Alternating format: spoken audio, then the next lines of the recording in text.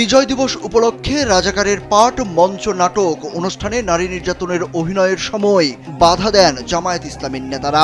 এতে কলেজের শিক্ষার্থী, অধ্যক্ষ, ইউনো ও জামায়াত নেতাদের মধ্যে বাকবিতণ্ডতা হয়। পরে জামায়াত নেতাদের বিরুদ্ধে শিক্ষার্থীরা নানা স্লোগান দেন। কলেজের শতাধিক শিক্ষার্থী শহীদ মিনার চত্বরে গিয়ে জামায়াত নেতাদের বাধার প্রতিবাদ জানিয়ে রাজাকারের আস্তানা রামগতিতে হবে না, রাজাকারের আস্তানা বাংলাদেশে হবে না, রাজাকারের আস্তানা এই কলেজে হবে না সহ নানা স্লোগান দেয়।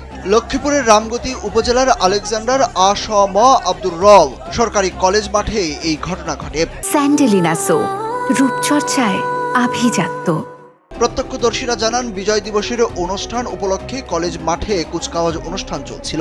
পরে রাজাকারের পাঠ মঞ্চ নাটক মঞ্চস্থ করা হয়। কলেজের প্রায় 12 থেকে 15 জন শিক্ষার্থী নাটকে অংশ নেয়। এ সময় তারা মুক্তিযোদ্ধা ও রাজাকারের মধ্যে ঘটে যাওয়া ঘটনাকে নিয়ে অভিনয় করায় মঞ্চ থেকে প্রতিবাদ জানান উপজেলা জামায়াত ইসলামীর আমির মাওলানা আব্দুর রহিম ও পৌর আমির আবুল খায়ের। তারা মঞ্চ থেকে তেড়ে গিয়ে কলেজের অধ্যক্ষ মোহাম্মদ আশরাফ উদ্দিনের কাছে বিষয়টির ব্যাখ্যা জানতে চান।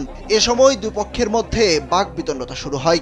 তখন সেখানে ইউনো নীলুফা ইয়াসমিন নিপার, রামগতি থানার ওসি লিটন দেওয়ান ও মুক্তিযোদ্ধা সহ প্রশাসনের কর্মকর্তারা উপস্থিত ছিলেন।